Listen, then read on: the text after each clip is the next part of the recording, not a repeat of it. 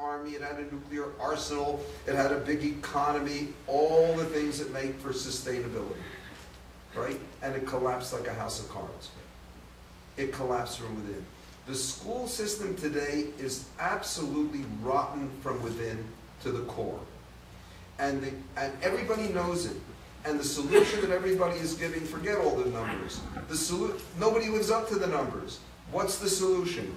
More money. More teachers. You're soon going to have Hopkins 1-to-1, right? And you're going to be paying $20,000, $30,000, $40,000 per student. And at some point, you're not going to be able to afford it. You're just not going to be able to afford it. You're going to have something left over for food, for industry, for electric power companies and stuff like that. There won't be any money left. And it's going to collapse. And the other thing that's collapsing, and is happening now, and the kids know it, the internet. People don't realize that the internet is just 15 years old as something that people use. When we had our first web page made in 1996, you know how many web pages existed back then? 3 million. 12 years ago. How many are there now? Nobody knows. 1 trillion? Nobody knows. Kids go home. They pursue their interests at home on the computer. They find out in no time flat that they can gain more access to more information that they're interested in at home through their computers than they'll get all day at school. And furthermore, that they'll know more about the subjects their teachers are teaching than most of their teachers. That's corrosion from within. So my prediction is very simple. I don't know when it'll happen. Any more than in 1988, the gurus knew when the Soviet Union would collapse. It's going to collapse, like a house of cards.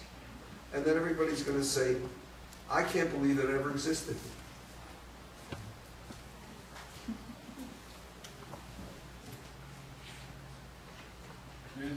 Well, as a kind of counterpoint to that, see, I think that you're assuming that the purpose of the school system is education.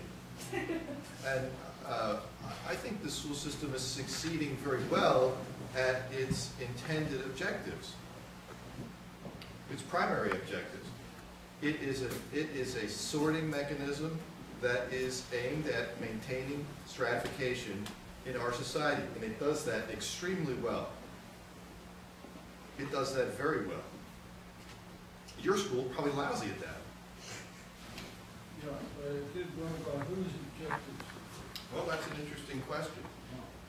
Certainly not the students' objectives. That's No. the point.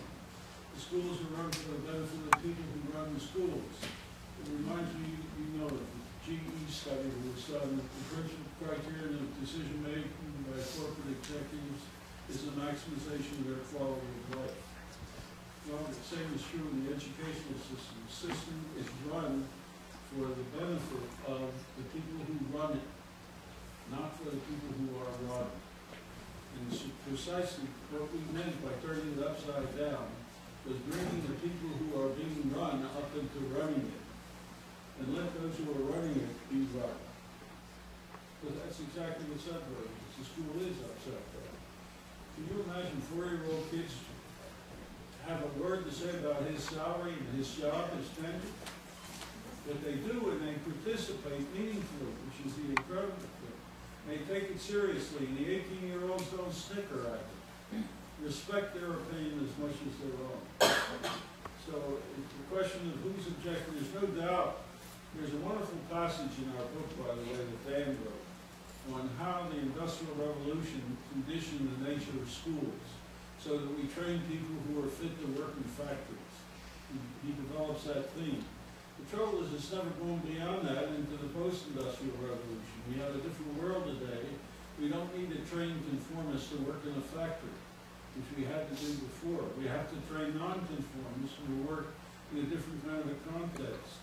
And the system isn't doing that. So I took his point to be that given the current environment, the mismatch between the environment's expectations of the product of education and the fact of what is being educated is coming into conflict, and eventually the system's going to break down because of that.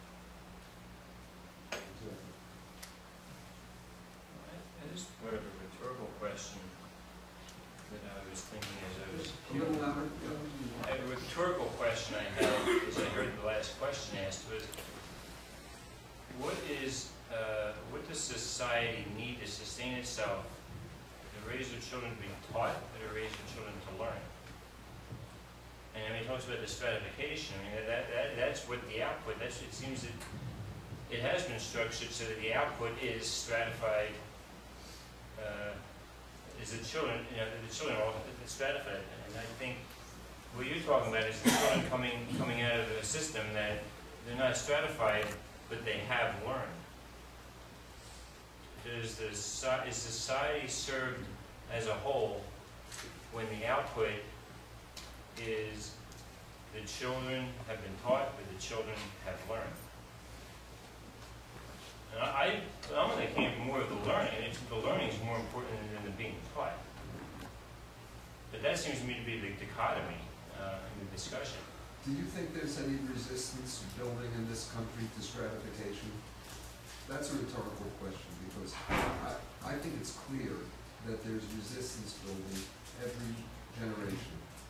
And that resistance is going to be the answer to that question. Not a bit. It's not that I disagree with what the traditional educational system is doing. It's what Russ says. I think it's out of sync with what the reality of the environment is. And it's getting more and more out of sync as the years go by. That's not going to sustain itself, and you can see plenty of signs of that. I had 2 phone calls last month from young men in his 20s. Both of them were seriously contemplating emigrating from the United States because they said they think that the decline of America as the dominant power and intellectual mover in the world is on the decline. And we will ultimately be replaced. They don't know who's going to replace it, but they guess that the Asiatic countries, India and China, will. Now, I happen to believe that. I think that every major culture, and most recently English, dominated the world until roughly till about 1900, and then the power began to shift over here. There's no reason to believe that we're going to stay in this superpower position indefinitely.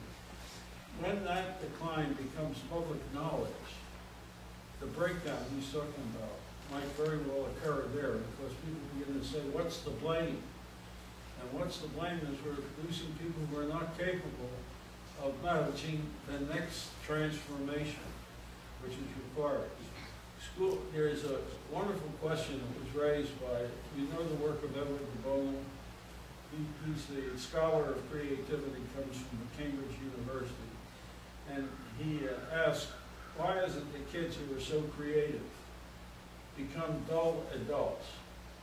And the answer was given by 2 people, an anthropologist named Jules Henry and Lang. They said it's school which teaches people to give the answers that are expected is what creates creativity. But what would happen if they weren't run that way? And the answer that Jules Henry gave is that more creativity than society can survive. So the interesting question is, how do you produce enough to make the transformation that's required to move into the 21st century successfully, and not to create so much that you get out of it? Would you guys like to wrap up, take a break? Okay. It was nice meeting everybody. I hope we can talk.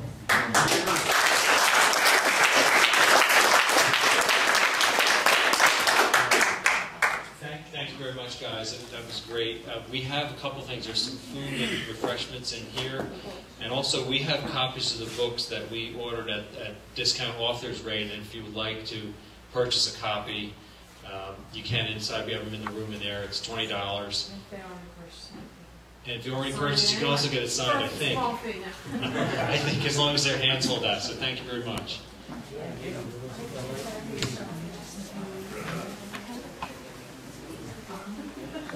Of an environment where 18